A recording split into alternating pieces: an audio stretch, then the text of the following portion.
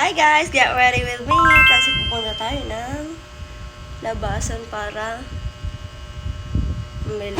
At kahit wala na nga tayong makain, bilang isang palamunin ay tayo pa rin na mag-i-skincare. Kailangan plakado pa rin tayo pag lumabas. Tapos na nga pala ako dyan mag-skincare, kaya nilagyan ko na ng konting foundation yung pagmukha ko kasi para matakpan na yung mga sumpa sa mukha ko. At gagamitin ko nga lang pala itong DW na nabili ko sa TikTok at titingnan natin kung kaya niyang takpan ng mga sumpa sa pagmumukha ko. Huwag kayo masyado mag-expect na sobrang galing ko sa pag-makeup. Alam ko lang kung paano talaga mag-makeup pero hindi talaga ako magaling mag-makeup. Ano daw? At huwag ko nang pansinin yung kulay kung hindi pantay kasi nakakaligo ko sa ilog nung ako umuwi ng Mindoro. So sobrang galing ko nga mag-makeup ay hindi ko na alam kung tama pa yung pinagagawa ko dyan o kung tama ba yung sunod-sunod na pinaglalagay ko sa pagmumukha ko. Bahala na kayo dyan. Wala kang problema sa akin yun kasi basta bumagay sa mukha ko yung mga nilagay ko, okay na ako doon, plakado na yun para sa akin. O, Pak, sino ka dyan? Matatawa na nga lang talaga ako sa mga pinagagawa ko kasi mismong blush yun, hindi ko alam kung anong gagamitin ko sa pagmumukha ko. Okay, mamaya mo na i-judge, manood ka na lang muna. Mukha naman bumagay sa pagmumukha ko yung mga pinaglalagay ko, kaya hayaan mo dahil na. Hindi ko nga alam yung pagkakasunod-sunod, eto, nandito na ako sa kilay, matapos kong lagyan ng mga kung ano-ano yung pagmumukha ko. O para sa mga basher ko dyan, napanood ko lang na ginugulo muna nila yung mga kilay nila bago nila i-brush ng tama. Kahit kailan talaga ay pencil na Mongol to ang gamit ko sa aking kilay kasi kahit ako'y maghulas, hindi yan natatanggal sis. Hayaan mo na kung saan tayo masaya doon na lang. Napakaganda-gandahan ko pa nga yung hulma ng kilay ko kasi alam nyo naman ang kilay ko sabog.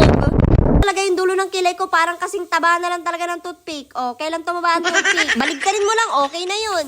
Habang nagaganda-gandahan nga ako sa sarili ko, eto, kausap ko yung mama ko, ka-video call ko yan, partida lang, sa Mindoro pa yun, pero chismosa, andito pa rin, nakikisyoso sa akin. Pero in fairness, grabe yung panguto niya, maganda daw ako kahit hindi. Ha? Siyempre, maniniwala ako, nanay kita eh.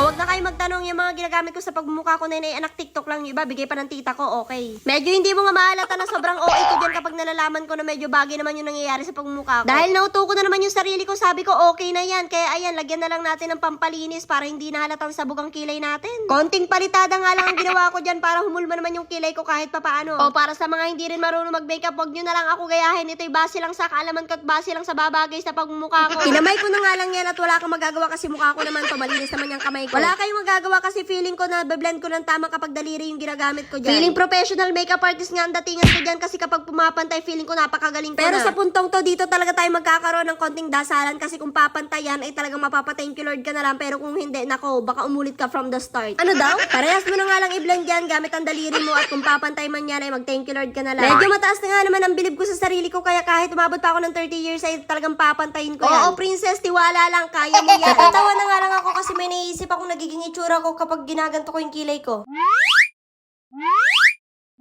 Opak, diba? Kuhang-kuha, kamukhang kamukha. Mapapansin nyo talaga na sobrang focus ko sa pagkikilay ko kasi kapag yan ay namali, ako yung ulit na naman. Kakabahan na lang talaga ako mag-ulit kasi hindi ko na naman alam yung pagkakasunod-sunod ng mga inuuna ko dyan. Matinding dasalan talaga ang mangyayari kapag nagkataon. At kaya ko na nga